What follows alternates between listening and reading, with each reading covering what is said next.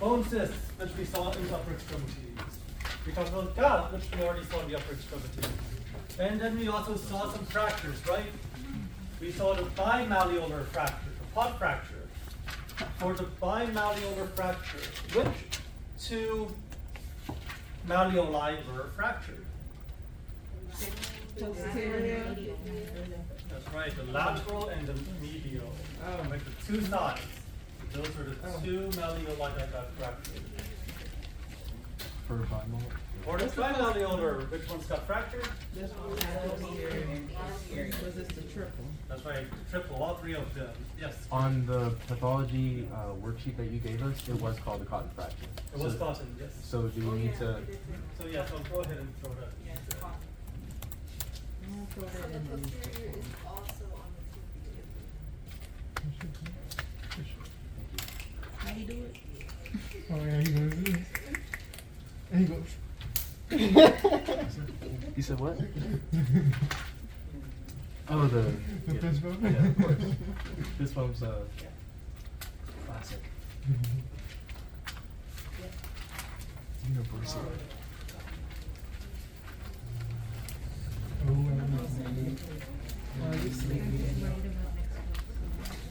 Right, so yes, we have our pod, which is our bimalleolar. You have pod? What is it? Yeah. Does it not work? The pod fracture. Oh, okay. Just make sure. They are And excited. then we have the cotton fracture, which is our trimalleolar. We also talked about the stellate, right, the star. And then there was actually one more fracture we did not discuss, so let's talk about that right now. We have the Jones fracture. So all the other fractures we talked about were of the, well, we had two of the ankle and one of the kneecap, right, the patella. For our Jones fracture, we have a fracture here of the fifth metatarsal. So this is our fifth metatarsal. On the fifth metatarsal, this proximal area, you've got a structure right here. What is it, Anthony? What is the bump here on the fifth metatarsal? That's the tuberosity of this fifth metatarsal. That's right. So the fifth metatarsal does have a tuberosity. It has a bump. And very often what happens is there will be a fracture either at that tuberosity or just distal to the tuberosity. So you may have an avulsion fracture of the tuberosity where it's going to be really, really proximal. However, when this one we're talking about is the Jones fracture. The Jones fracture is just slightly distal to the tuberosity. So you've got this fracture that goes across the fifth metatarsal like this. Cuts across.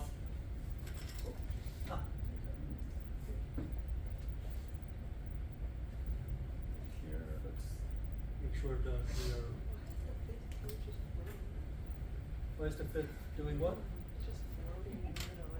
Here, does it have a What do you tarsal? mean floating in there?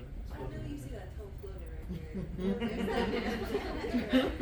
Floating? Does it have a It's not floating, right? It is connected. What is it connected to?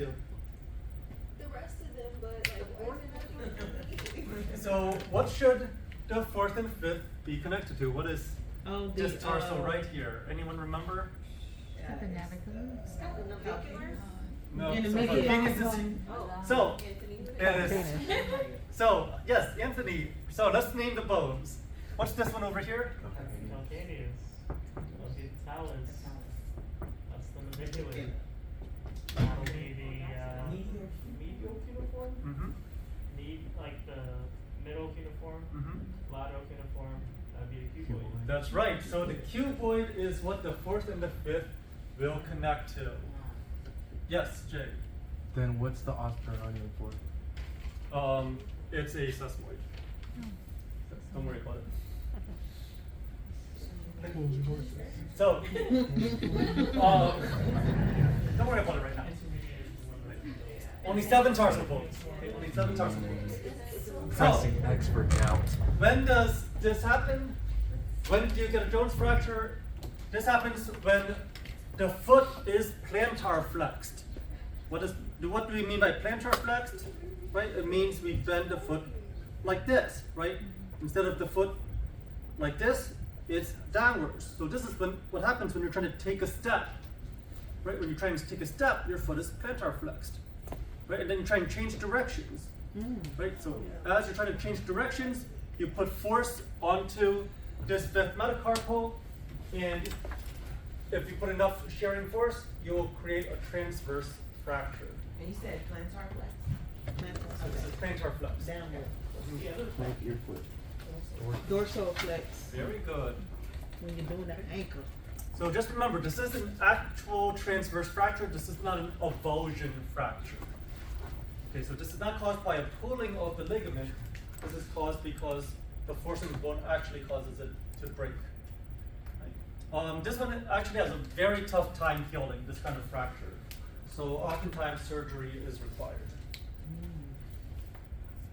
Right, and so some pictures as to what this looks like.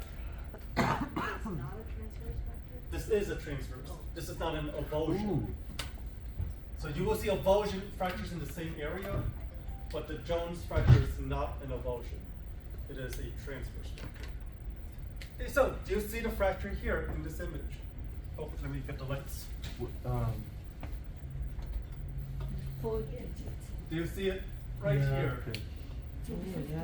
You see it right here, the digit. You see this little line right there? Yes, sir. Right?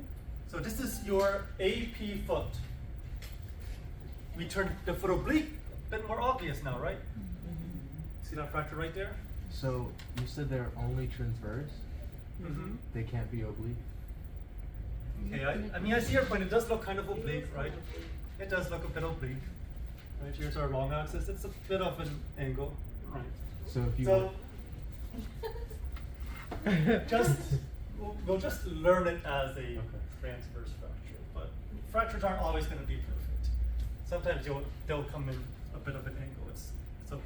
But this is unique to the fifth metacarpal. This is unique to the fifth, correct? That's the bell. At the base of the hip. Oh, I thought we had an emergency. Yes, base of the fifth. It's a very calm emergency. But that's Yes. not, that's I not. don't really understand how it happens. What is it, John? I don't really understand how it happens.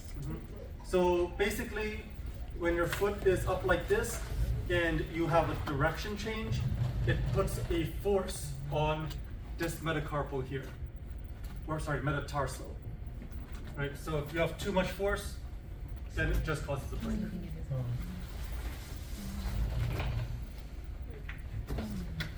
If you have a lot of force here, right, you can cause a break in the bone. This way. And it happens to the proximal end. Correct, the proximal end, right? Toes are distal, heel is proximal. So proximal end of the fifth metatarsal. Are these optimal images? Would you say that they're like centered correctly and all that, or? That is something that we can talk about after you've gone over your lower extremity anatomy. Because there's a lot to talk about in terms of how images should look like for a proper AP or a proper oblique. Okay. Fortunately, that is going to be outside the scope of this course. We'll have to talk about that in Rap Pro with Mr. Donahue. Okay. So those is paid. So, we already covered Chondromalacia patella. We covered the Lisfranc joint injury. We covered Osteoid Osteoma. We covered Osteomalacia, right? Rickets. Okay, and we also covered Reiter syndrome. All right. And I think the last thing we talked about was osteoclastoma. So these giant cell tumors looks a little bit like your bone cysts, right? Just not as dark inside. And then finally here we have Osteoid Osteoma. This usually affects the long bones, so tibia and femur. And this is benign, right? So both osteoclastoma in osteoid osteoma, your two new tumors are benign, right? This is in addition to your enchondroma and your, osteochondroma, right? So, what does it look like? Basically, we just have our cortex of the bone. Remember, the cortex is the outside. So you take a look here, right? And the cortex becomes thicker, right? Starts off thin and it thickens up in this region, right? Over here, you can see it's really thickening up. And inside this thickness, there's even this additional, like a bubble right there, right? This small central area of radiolucency. Right, so this here would be our osteoid osteoma. Right, so this unnatural thickening of the cortex, and then occasionally showing up with an area of radiolucency inside. So you said it's unnatural thickening of the cortex? Right, the cortex should not get that thick. Okay. So like near the bottom, is that typically what the cortex is kind of? So cortex is usually going to be like this thick. Okay. Usually going to be about this thick. Does this lead to other pathology or other complications? Not that I know of.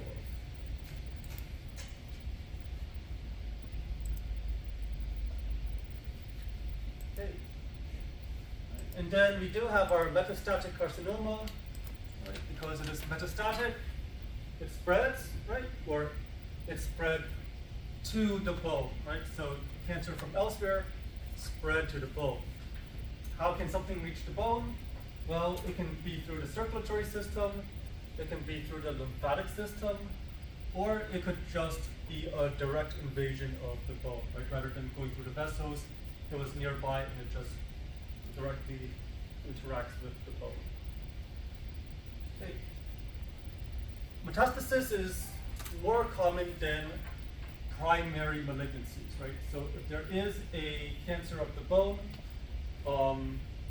it's more likely that it came from outside the bone than having started inside the bone.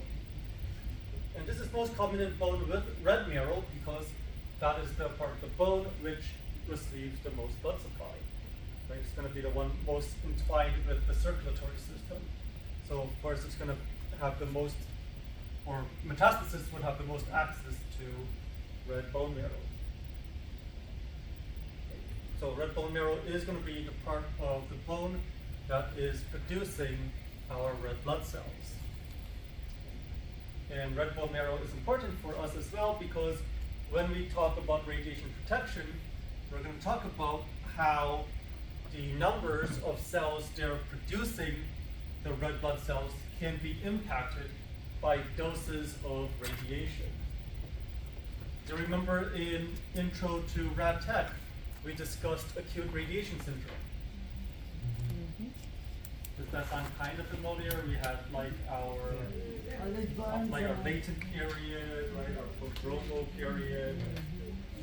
And so one type of acute radiation syndrome is the hematopoietic syndrome. And so next year, when you're seniors, we will talk about the hematopoietic syndrome and how that's affected by radiation dose. But that deals with this red marrow, which is producing the red blood cells. Okay. Congenital clubfoot, also known as Talipes equinovarus. So, varus, this word looks familiar, doesn't it? Yes. What was varus? Towards the body. That's right, distal fragment going towards the body, right? So let's take a look at our leg, right? So the leg is going this way, right? So this is lateral, this is medial. The leg is going this way, but what happened to the foot here? It twisted in which direction? Medially. Medially towards the body, right? So, is that varus? Yeah. That is varus, right? So, that tells you that the foot is twisted into varus. Right? We have adduction of the forefoot. What is adduction versus abduction? Towards the middle and abduction going away from the middle. Right, so abduction, right? Going towards the midline, right? And once again, kind of like varus, right? Going towards the midline versus abduction, going away. Okay. We've also got inversion of the heel. What is inversion? Inwards. That's right. So if this is the foot, right? This is the right foot. Twisting inwards would be your inversion. Twisting outwards would be your eversion. So not only is it turning this way, it's also turning this way, right? It's angled in more than one plane. So it's twisted inward? So yes, it's turned inwards and twisted inwards. All right. So you take your foot here, right? Right. So, right, you take your foot here, right? Not only is the foot twisted like this, right? It's twisted medially, but the bottom of the foot is also turned like that, right? Instead of turning upwards, it's turned inward. Does that make sense? Is it most mainly common in kids or children? So this is congenital, right? So it is something. I don't want to call it like a birth defect, but it is something that you would be born with, right? Or something that is genetic, right? So why would you call something that you're born with a birth defect? I don't like that term. I don't like that term. I don't like that vocabulary. Okay. But so it is. So the proper term is congenital. Okay? This is congenital clubfoot. All right. Great. And so with that, we're gonna now start talking about the upper part of the lower extremities, right? So the femur and the pelvis. So once again, we've got a few things that are kind of familiar already. We've got chondrosarcoma, and like osteoarthritis. Very familiar. You could probably throw in osteoporosis here as well. You can actually throw in quite a few pathologies because the extremities share a lot of pathologies. So let's talk about the pathologies which are unique to femur and pelvis. Number one, ankylosing spondylitis. Ankylosing spondylitis. So with ankylosing, does that sound like anything else to anyone? It sounds like ankles. It sounds like ankle, but clearly we're not into ankle. Anything else? Inflammation. No. The spine. Anyone a fan of dinosaurs? Sir. What is going on? Oh, it's a, yeah. Anyone a fan of dinosaurs? Is it the one Yeah, that has it's like like the things on his back? That's fun. No, that's the Stegosaurus. Okay, This one, But has, I came with you. this one has a club on the end of its That tail. brain That's is too right. much. That's right. Ankylosaurus, the one with the club on the end of its tail. It's the one from the first Jurassic World when the kids were in the little glass ball. I thought you were going to say the animated dinosaurs from way back Land when. Before Time? Like Land Before Time. Thank you. Hey, Thank hey, you. hey. Well, see, I don't know if that was an old movie. I don't know if like the new generation knows about that. That's before John's time. Aw, man. Metalfoot versus Big Tooth. Yes.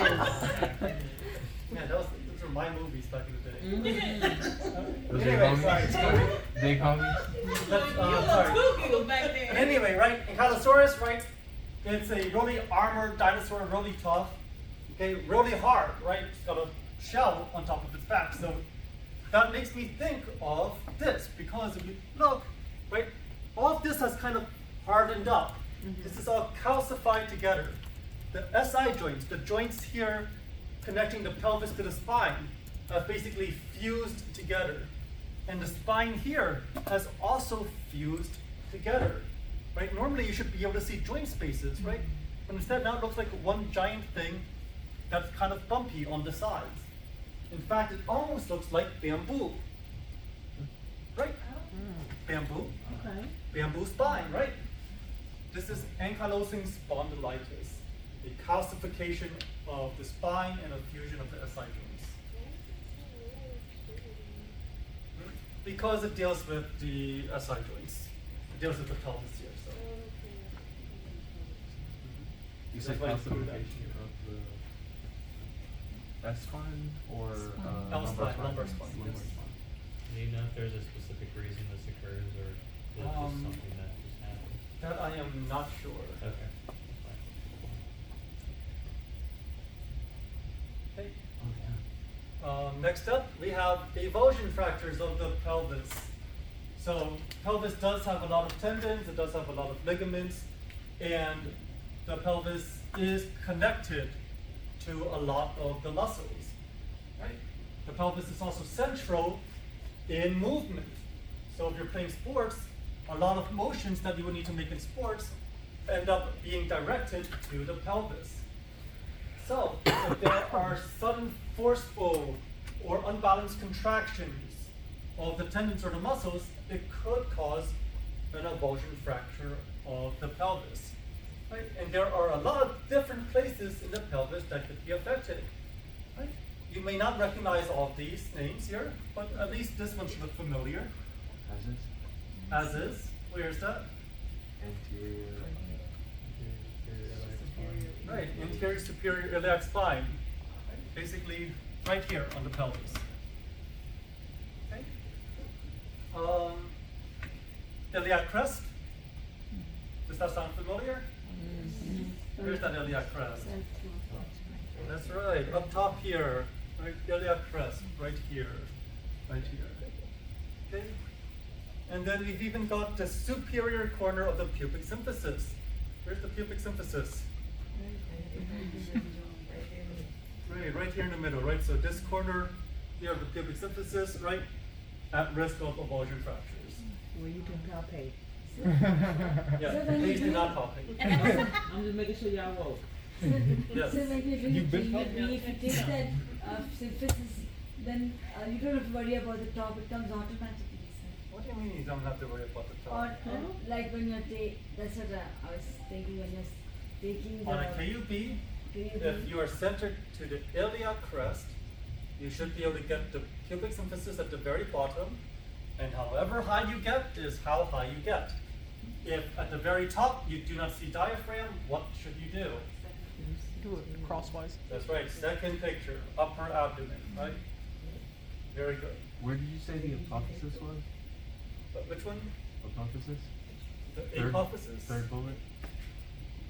Oh, Yeah. causing the, so apophysis is just the site of attachment of that ligament or that tendon, right? So for example, if the tendon is connected here to the the as-is would be our site of attachment. The as-is would be our apophysis. Oh, so it's it's a term. It's a term, yes. It just means where the part of the bone that tendon or that muscle would connect to.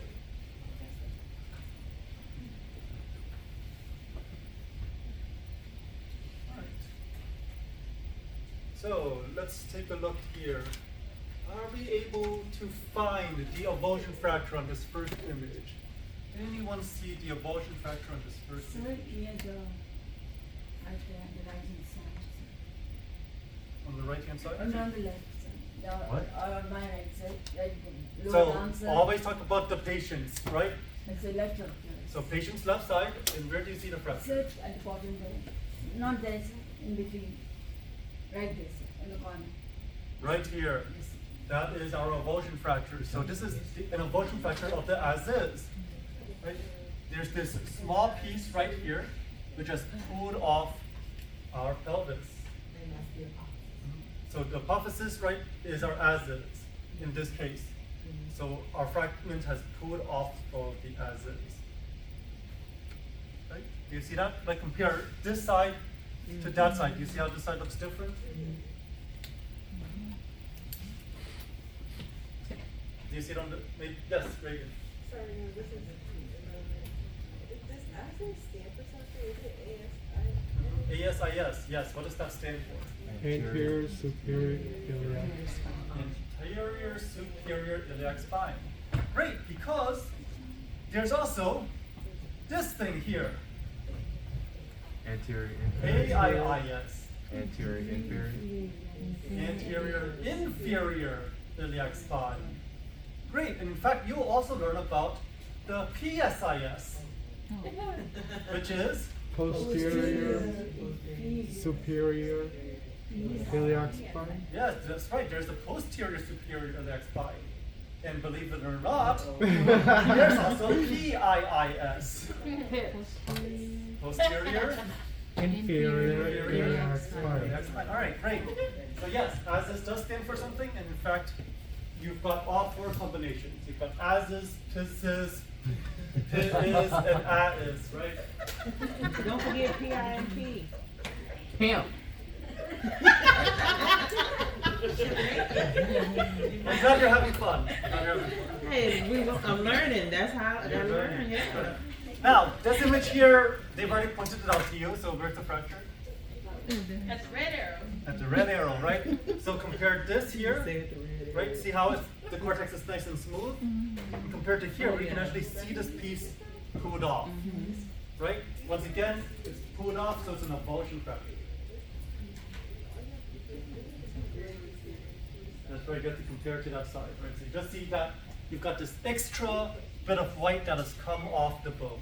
Are there any other pathologies here? Any other pathologies here? Yeah, what is that thing below the pubic symptom? What is this thing?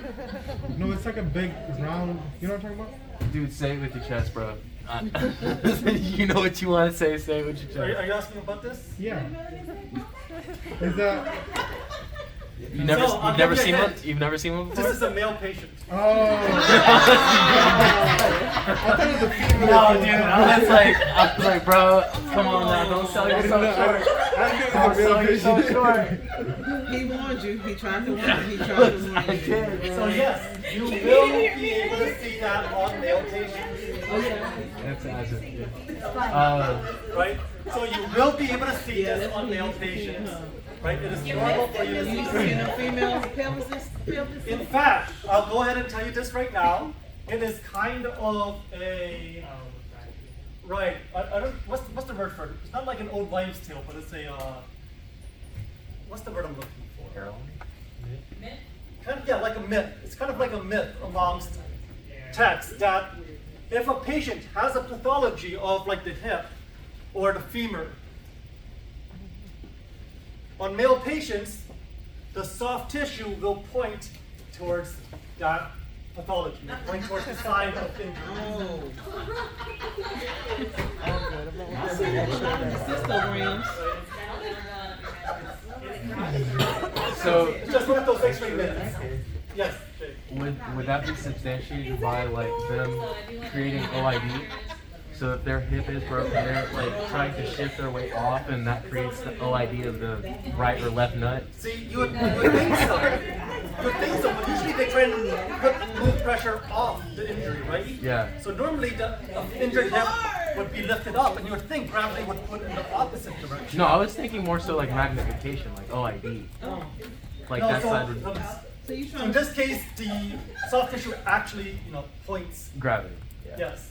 Which is kind of unfortunate because sometimes the soft tissue will superimpose the fracture, and then you need to ask them to move their soft tissue so that you can properly visualize Sir, I'm gonna palpate real quick. you see a lot of soft tissue in cystograms. It's amazing, nobody laughed that time when they had to say they moved the breast away. Yeah. And now they're laughing. Yeah.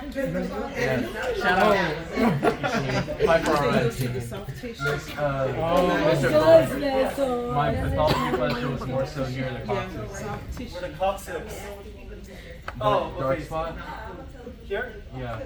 So yes, this is gonna be gas in the colon. Okay. So yes, not only will you be able to see soft tissue like this, but you'll be able to see organic matter here as well. Organic. Yes, organic matter. You'll be able to see organic matter as it travels up the ascending colon, down the descending colon, and into your sigmoid. Okay, so So I'm mass. calling the gas an organic matter? No, the gas isn't the organic matter. Okay. It's the other stuff that comes out of the organic matter. So if they're regular or not, you know, if they've been having their time. Alright. But so mass So, is having fun. with that. Yeah, we're learning. We're learning. That's not, yeah. Good. so the masses in the soft tissue would be wider. So you'll just tell him to move his soft tissue. Yes, just ask them to move your soft tissue. Okay, just making sure. I'm sure they'll take it as a compliment. Just be professional. Yeah, Be professional. They'll be proud, you know. Alright. Be like, oh, it's too big. Okay. So next up here we have developmental dysplasia of the hip. So developmental dysplasia, basically the hip socket does not form correctly, right? So you've all learned now about the glenoid, right? How the head of the humerus fits into the glenoid fossa, right? Over here in the hip, we have the head of the femur rather than head of the humerus, and our cavity here rather than the glenoid is called the acetabulum. So the head of the femur is supposed to fit inside the acetabulum.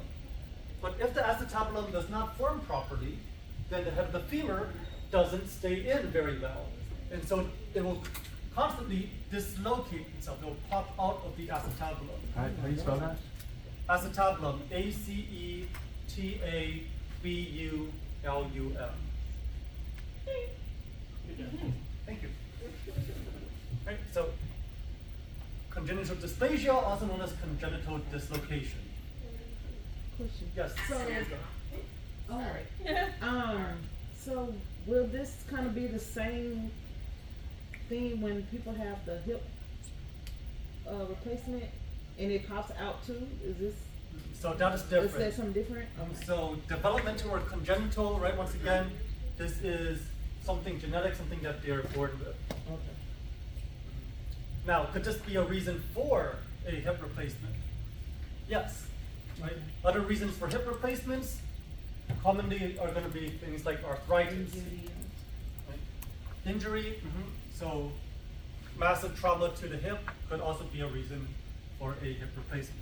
I don't even walk on that. It just looks like it's floating again. I don't know. That's right. That's right. That one is just floating off the socket. It's completely popped out. So yeah, they're definitely going to have a very tough time walking on that. You can't just push it back in. It'll pop back out. There's no cavity there to put it back in. Yeah, even if they were doing a weight bearing exam, it would Yes. just So go the further up. dislocation of the hip is, even if the femur comes out, is from the thing, that's also dislocation of the hip? Yes. The hip is the joint caused by the union of the pelvis and the femur. So if the femur is popping out, that is a dislocation of the hip joint. Okay. Next up, leg calf hurts disease. So this one is kind of an interesting one because it deals with necrosis of the bone. Right? So what is necrosis? That's right. We're losing bone. Bone is dying off. So why is it dying off? It's because of aseptic or ischemic necrosis, which means lack of blood flow. That's right. So for whatever reason, the femoral head here, right, is not getting proper blood flow, and so the cells, because they don't have enough oxygen, are dying off. Right? So do you notice how, right, rather than this nice femoral head, do you see how it's kind of like degraded? How it looks like it's gone away? Right? On this side, not as severe, but it is also happening as well. So we get this flattened or fractured femoral head because we are losing the bone. Yes. I have a question. So when you have a bone of a dead person or something, the bone doesn't change shape because it's not getting the blood. Why is this alive bone changing with not getting circulation? So Because they're Well, alive. is the dead person walking around?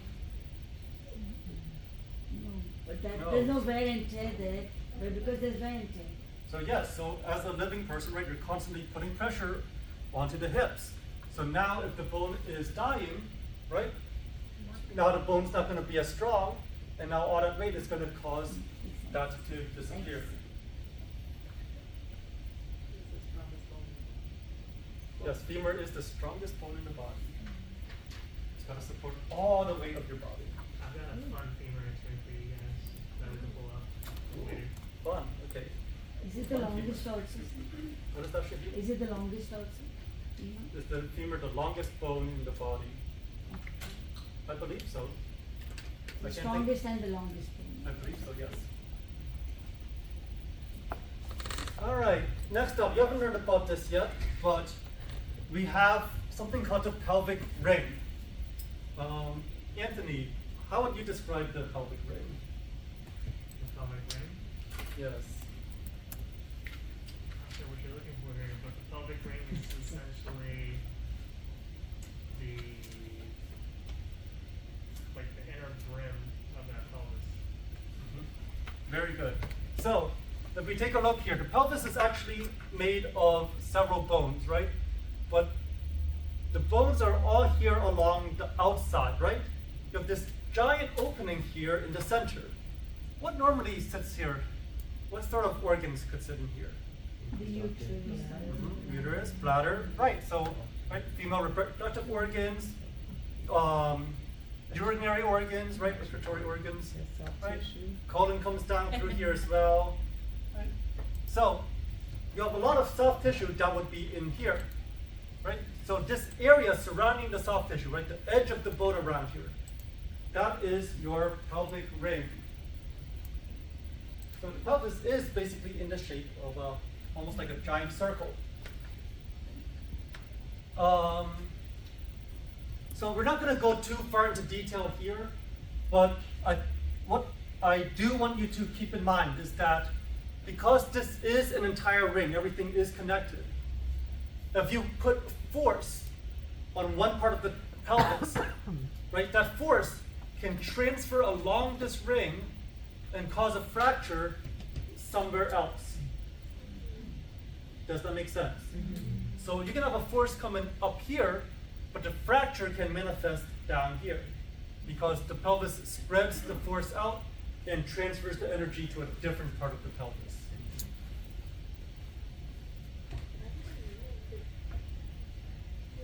Are these connected? This is a blue line between, is it actually connecting right there? So that blue line is your pubic symphysis. So it does connect the two halves of your pelvis stuck in right.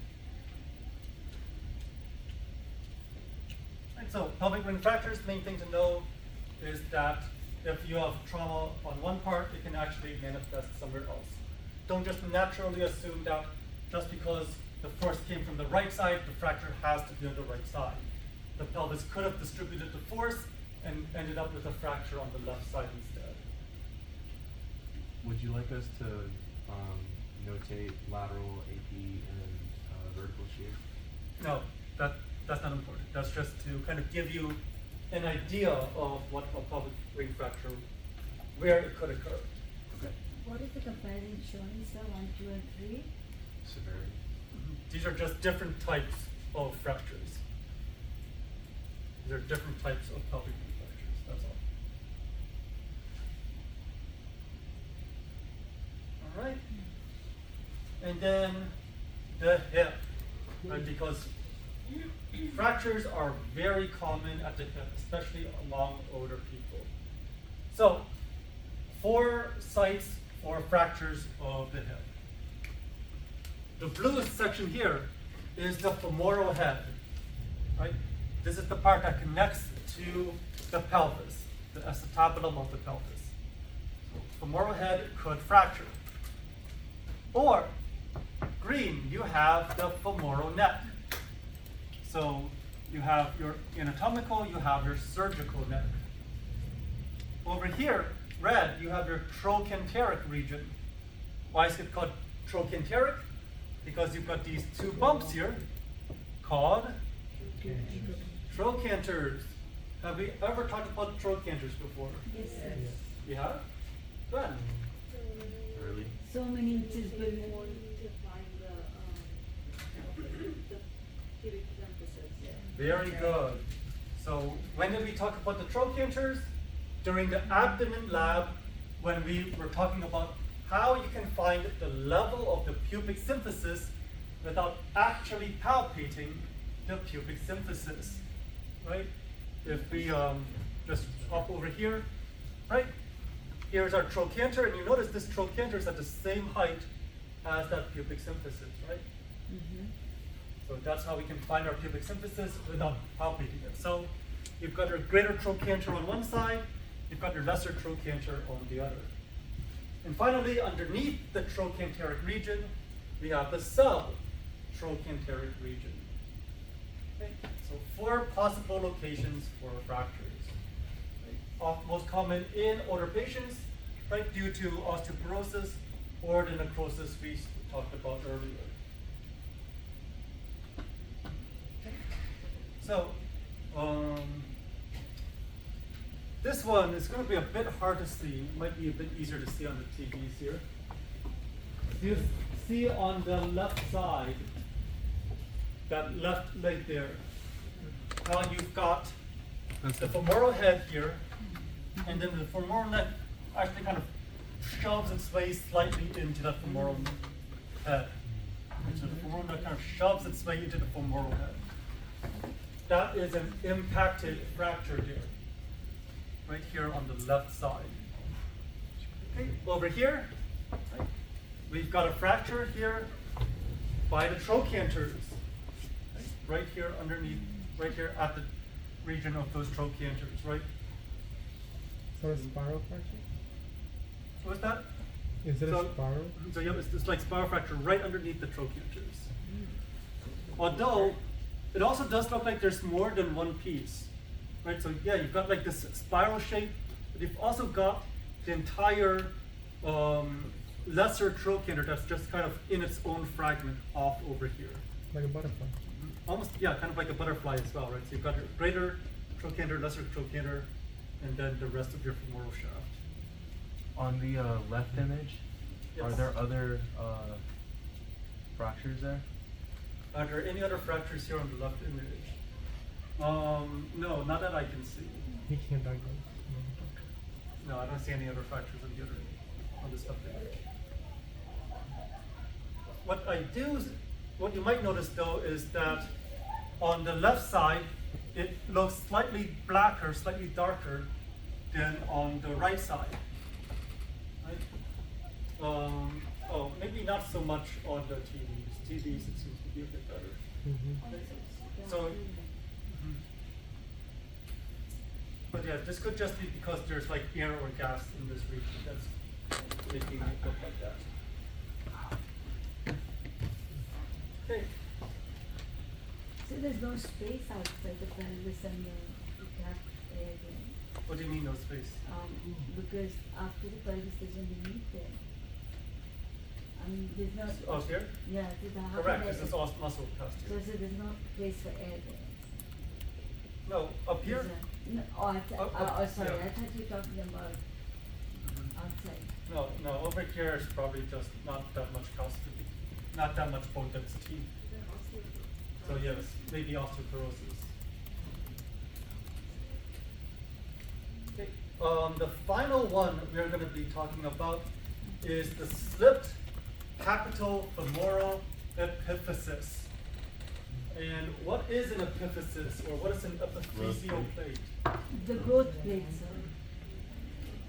Growth plate, that's right. So, what kind of patient do you think this would happen in? Children. Young adults. That's right, children, young adults. Okay, so as you can see, most common in 10 to 16-year-olds. So, what happens? Basically, we've got our growth plate right here. And because this is called a slipped femoral epiphysis, what do you think happens?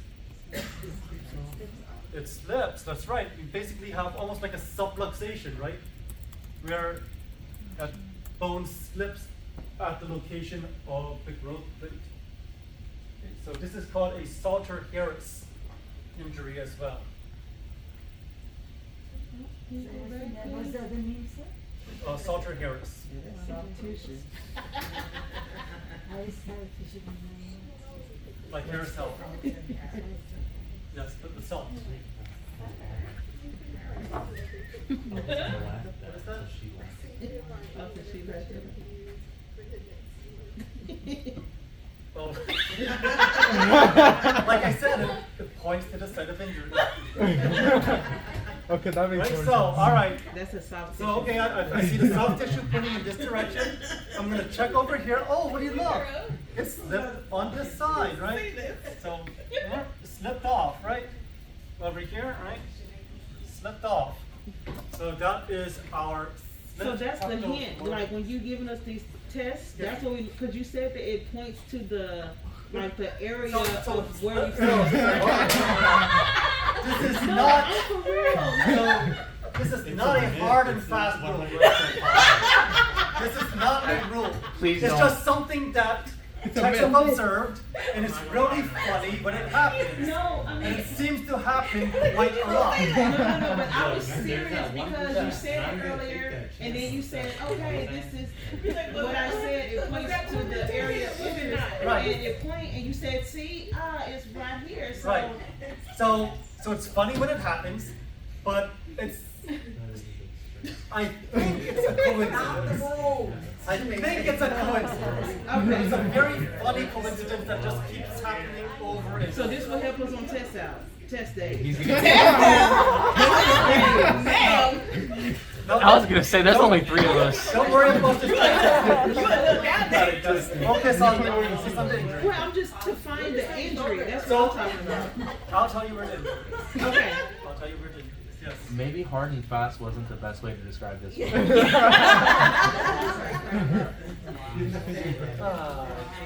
Glad you guys are having fun. I'm glad you're having fun. But I The patient was bricked up. I don't remember anything. Was your class like this? Dirty.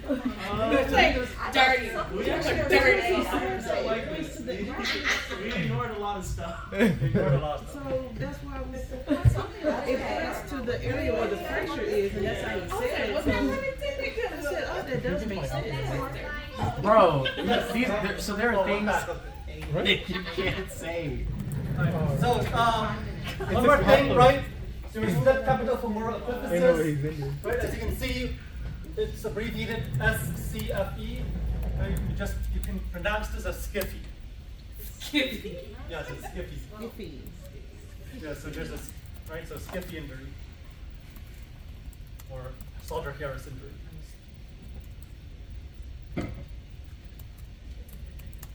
So yes, right, basically you've got a growth plate here, and the growth plate basically breaks so that it slips. Right? The more it slips, the worse of an injury it is. This is type 1 injuries, that's only a beginning of the injury, so there's so many more. Right, so type 1 would be a low grade, and I think it goes up to type 4. Explaining to the patient, this is an injury. Someone about for sure. Okay, it's an epiphyseal plate widens and causes the epiphyses to become narrow. Oh, so, okay, yes. So basically, you have this separation here, so the epiphyseal plate widens, Okay. but then the area of the epiphysis narrows because of the slip. So less overlap of the two parts of the bone, right? Proximal and distal. So the epiphysis is this overlapping part. So I can see how that's confusing, right? But the idea is that they separate, so that's the widening, and then as they step apart, less of them overlap. So that's the narrowing of the epiphysis. Yes. I have a serious question. So are they gonna be like permanently deformed, like even after reduction and all that? Because would it affect their growth? I believe that it should be okay if they're able to fix it. Yes, should So be. could it be something like when you're pulling things, then it becomes narrow at the bottom? No, So like that's nothing to do with that. No. And does it become narrow just because like it's coming off, so So now the epiphyses like is less than. So just The epiphyses portion is less? right. So just the part that's connected is less. The part that's connected is less.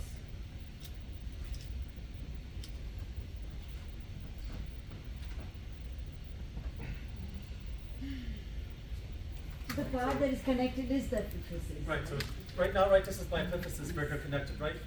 So we pull apart, right? So now it's only connected here, right? So my epiphysis has reduced, it's narrowed, right? Or it goes like this, right? My epiphysis, the second part has narrowed.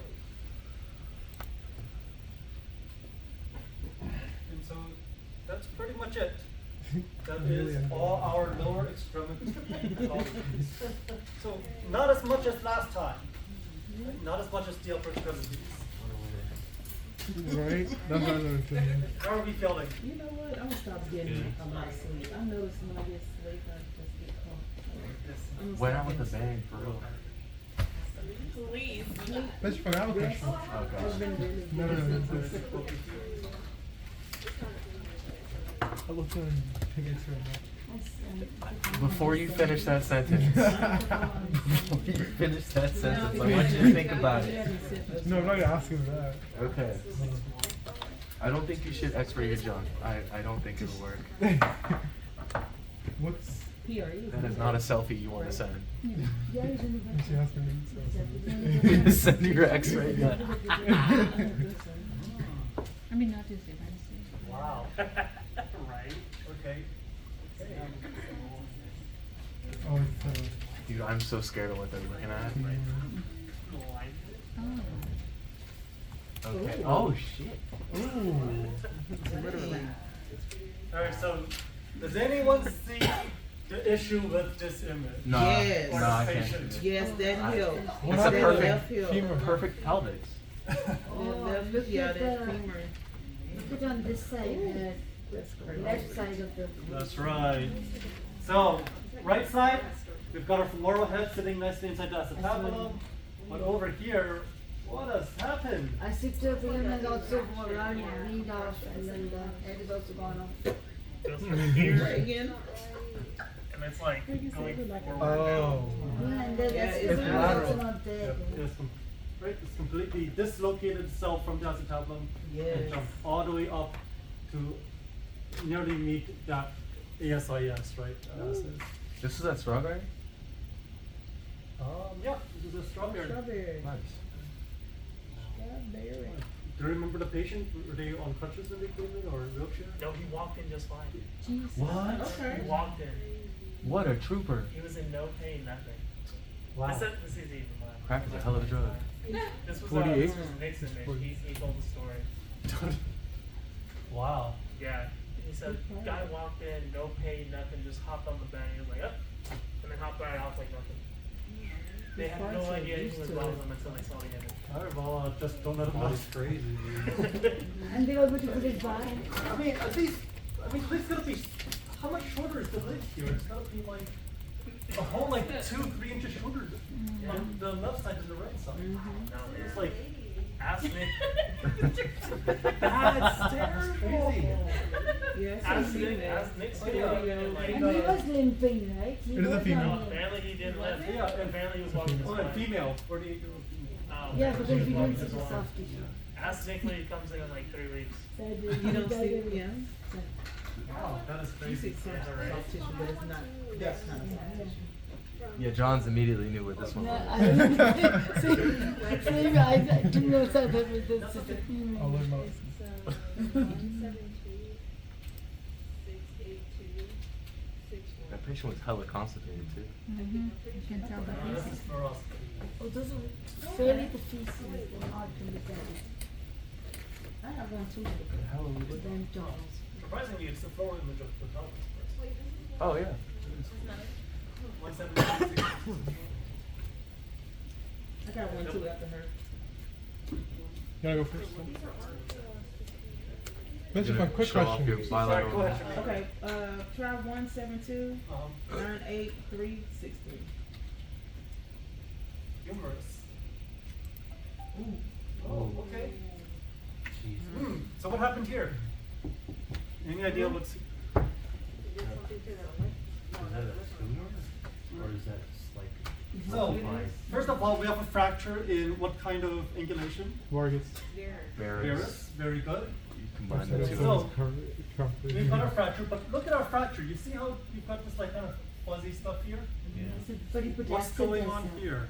Somebody put acid there. No, not acid. No, you can't see Yeah, acid. that's Osteoid Calcifying. Why would the fracture be calcifying here? It's old. Oh, it's because calcification. That's right.